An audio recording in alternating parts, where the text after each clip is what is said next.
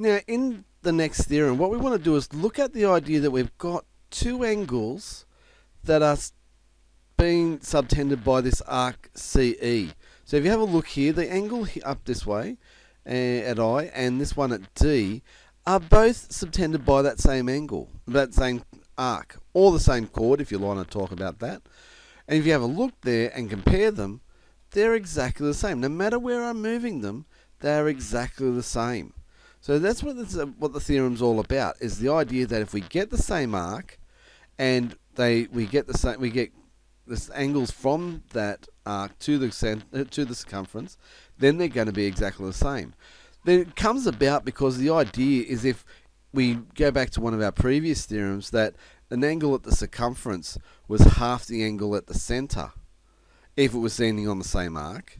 And the same idea here, like both of these two are standing on the same arc, and the angle at the center would be double each of those angles, so they'd have to be the same angle at the center, so it covers both of those. So that's where that rule starts to come from. We'll see that in a minute in a formal proof, but the idea that keeps, no matter where we move either of those, they stay the same angle because they're subtended by the same arc.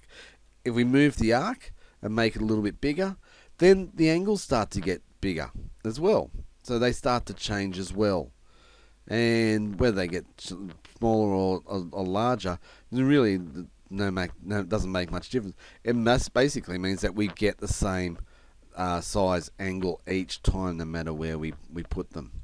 Now, let's consider this arc here, FH. Now, that's subtending an angle there of G.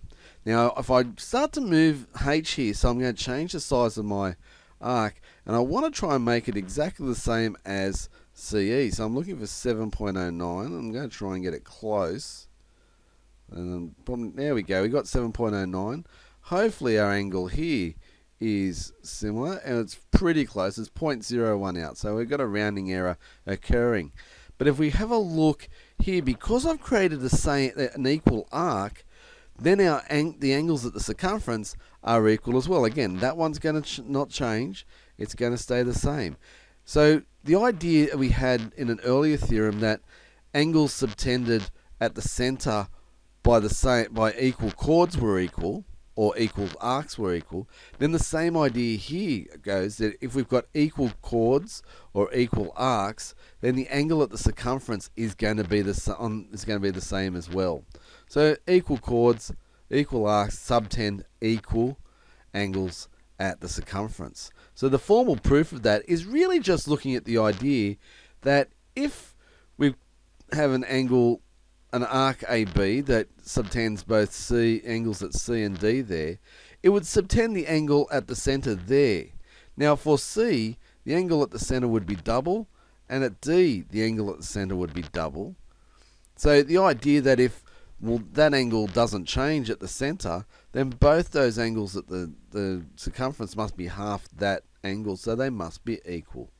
So we're able to prove that there. So that's where that is coming from, and there's the reasoning. Now the idea as well is that because it's standing on the same arc, then we could use the idea of the same arc. We could also draw a chord there, and that chord subtends the angle at the center and at the circumference as well. So we could change arc there for chord, and that would still stay the same. We could also look at the idea that because we draw the chord there, that part from A round to B and cut off by the chord is that major segment. So those angles in the major segment there are in the same segment, so they're going to be equal as well. So that's where we have this idea of the same segment. So whether we use same arc, same chord, same segment, doesn't really matter.